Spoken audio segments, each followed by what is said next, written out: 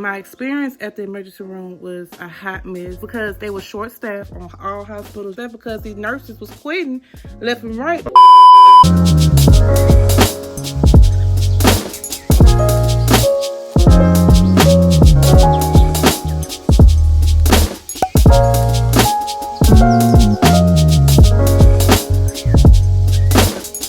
Hey everybody, it's your girl Fifi and welcome back to another video. We are currently inside the hospital. Been waiting for a long time. Been here since 10 something, and it's now 2:23 in the morning.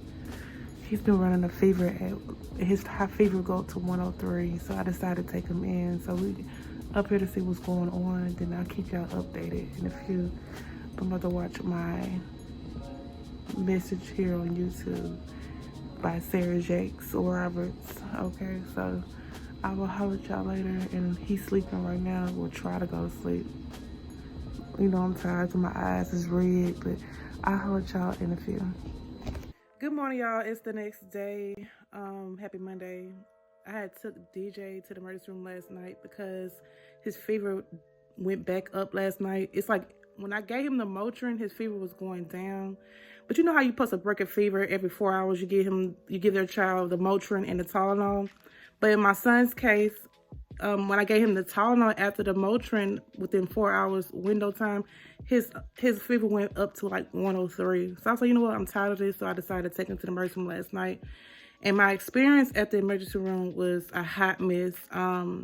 They was full of people in the waiting room. People was waiting there for like at least 8 to 12 hours. It's still yet to be seen because they were short staffed. They had what I count about 5 nurses on hand, but in the minute that we got back there, the reason why we got back there is because people got tired of waiting, and we finally got called, and we weren't even in the room for like 5 minutes for us to get pushed out into the hallway to sit and wait on our results.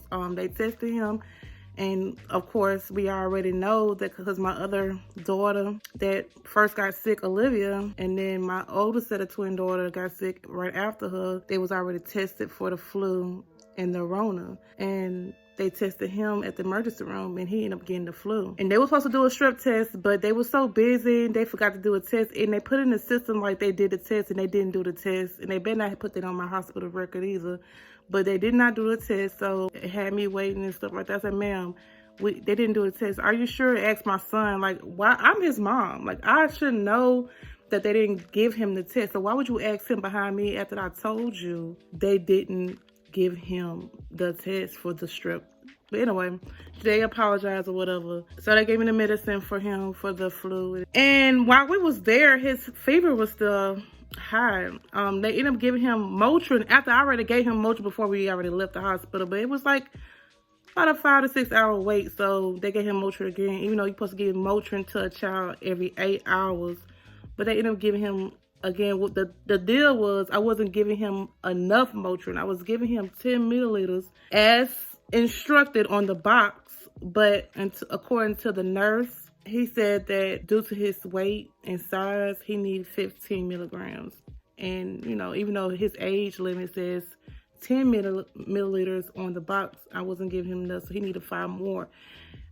Which broke his fever, and he's doing good right now as we speak. We may have to take him to his regular doctor later on this week, so we can get some furthermore tests done and to see what's exactly going on, because he had this barky cough, and it's getting on my nerves right now. Due to these hospitals being short staffed, I don't advise no one go to the emergency room unless you really, really have to.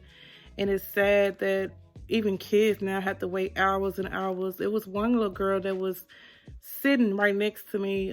She ended up falling down, but she had a tooth that went into her bottom lip, and she had to wait for hours too to be seen. So it's like, it's not first come first serve, or it's not age limit, because I remember back in the day, if you was a child, you got seen first. Now it's like whoever condition is the worst will get seen, and it was like kids with asthma there and stuff like that, and they end up seeing that child way after my child got seen, and way after the little girl that got injured got seen. I was like, he should have been first. You see what I'm saying? But it is what it is. It's sad that due to high volume of COVID and these other new strains of illness due to the virus. These hospitals fully packed. And it got to the point that even the emergency ambulance people was dropping off 2 people per hospital because they either, one, didn't have enough room or a room open available for them. And like I said, they was definitely short-staffed on all hospitals, not just the hospital that I went to. So it's just like, I overheard that from another individual because she had somebody to work in the medical field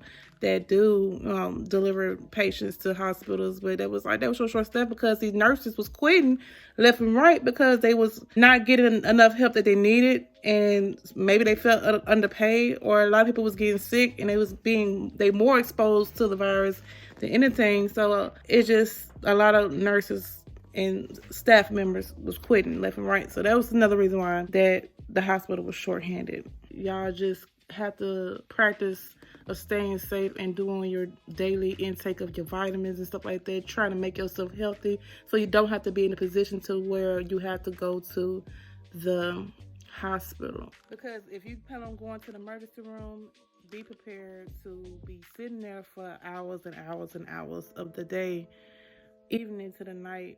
People was waiting there since daylight, and I got there around 9:20 or 10 o'clock. I didn't leave it till about 6 o'clock in the morning. So you do the math. So it's just like, I feel for those people that have worse off conditions and you have to wait to be seen. Some people don't even make it to get seen. And then the staff itself, I feel like it was like a rush job, to be honest, just trying to get you and get you out. They're not really concerned about your health at the moment. They were just, I'm like, what the heck? Like, what? Like, slow down. They were just trying to hurry and get us out of there. But thank God that my son's situation is not worse than it is. I will get y'all another update once I take him to his regular doctor to see what's going on. In other words, I'm about to go ahead and tend to my babies. If you are new to my channel, this is your girl Felicia Michelle. Don't forget to smash that like button. Hit that like button. Hit that like button. Hit the like button for your girl. I don't know why I keep looking over here. I'm just trying to stay focused to the camera because my little camera's so small. I'm on my phone. But share me out. Share me out. Share your girl out. Share me out on all social media platforms. Don't forget to follow me on Facebook, Instagram, and it's at Life as Felicia Michelle. I changed the name on Facebook, so Life as Felicia Michelle. And don't forget to share your girl out. And until next time, you'll see me in another video. Peace. I got blessings falling on me. I got weapons, need no army. Stat like Tetris, you don't know me. Stat my fatty, you don't know me. Okay, hey now, it's a new kid on the playground. So many bags on me, you would've thought I would get spray ground. Now they know I don't play